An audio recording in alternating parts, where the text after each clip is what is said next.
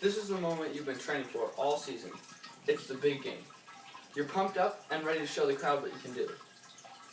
But you're confused. You don't know whether to stretch or not. Now that may seem like a dumb question. Duh, you should always stretch. However, it is a common one. I'm Caleb Curran, and today I'll be showing you the positives of stretching, the negatives of stretching, and when to stretch.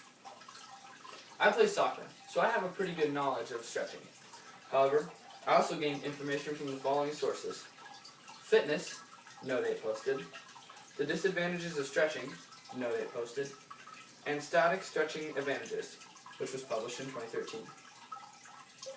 As I stated earlier, some people don't know whether they should stretch or not. First, I'm going to tell you the positives of static stretching. Static stretching can increase your range of motion. Instead of being able to only touch my ankles, I can go all the way down to my toes. It can also relax your body, but not only your body, also your mind and your emotions. I've experienced this personally. Whenever I'm in a tough situation, whether in a soccer game or a basketball game, I normally lean forward and stretch the back of my legs, and it's a safe way to release tension, the nervous tension in my body. And then I'm able to perform at my highest ability. Stretching is also used to balance one's body. Therefore, you can reach to the same height with both arms, and it's just better for the dynamics of your body. Static stretching is also safer than dynamic stretching or stretching with movement. Dynamic stretching involves a lot of high knees or jogging with your knees really high, or butt kicks, which is like that, but the exact opposite. You're just kicking your legs back up. And therefore you have a chance for rolling your ankle or stepping on your knee wrong or something like that. However, all static stretching is just standing there or sitting on the ground. Sometimes it requires some balance, but you can always reach out and hold an object on whatever side to balance yourself. Static stretching is also good for relieving cramps and aches. There's a kid on my high school soccer team who pretty much cramped up in his leg every game. It didn't matter how much water or bananas he ate, he always cramped up. In order to relieve that cramp and get him back in the game, we helped him stretch his calf out so he was able to return and help us do our best. The last benefit of static stretching is that everyone can do it. You don't have to be particularly athletic. As I stated earlier, it's standing, sitting, and balancing. And I know all of you can sit down. Though there are a lot of positives of static stretching, there are some negatives. Static stretching can be time consuming. The whole point of stretching is to prepare your muscles for a game. And to prepare them, you want to do it thoroughly. So it takes some time. Normally teams do it for 10 seconds on each stretch or something like that. A problem with it being time consuming is that it can be counterproductive. Say I stretch the back of my legs first, and then I proceed to stretch the rest of my body. So I go front legs, inside, outside, upper body, all that.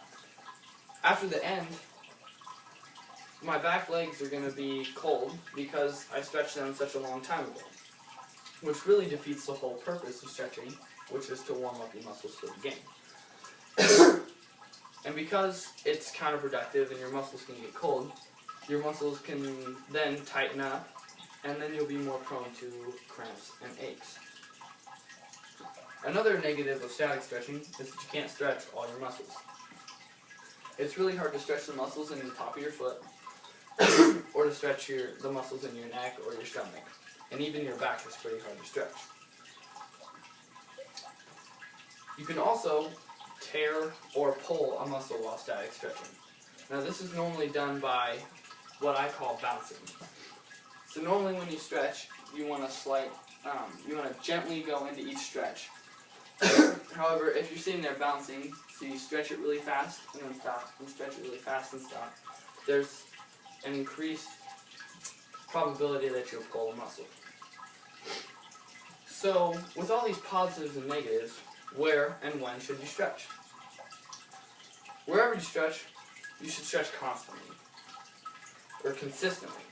As stated in the article, The Disadvantages of Stretching, if you don't stretch consistently, your body will return to its normal range of motion. For example, if I stretch every day of the week for 1 week. But the next week I sit out and I don't stretch at all. By the end of that second week, my body's going to return to its regular range of motion because I didn't work it out that entire second week. There's no set limit or set amount of time that you need to stretch for it to become permanent. You just have to stretch it consistently. Some people recommend stretching after a warm-up. As stated in the article, Static Stretching Advantages, it is recommended that you do a 5 to 10 minute warm-up before you stretch. Or simply put stretching at the end of your workout. Putting stretching at the end of your workout decreases the chance of cold muscles because you worked your muscles out for a long time. It also provides a relaxing way to relieve yourself of cramps and aches for the rest of the evening. Whatever muscle you want to stretch, you've got to stretch it evenly. And by evenly, I mean for the same amount of time on both sides of the body.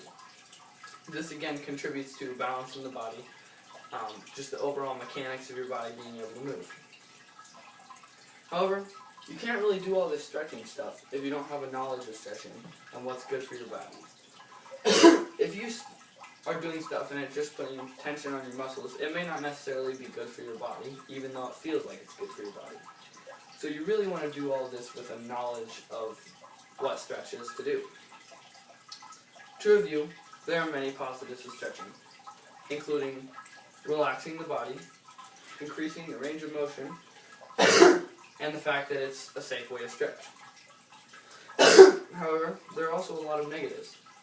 It can be time-consuming, it can be counterproductive, which can cause your muscles to tighten up, and there's also the probability that you could pull or tear a muscle.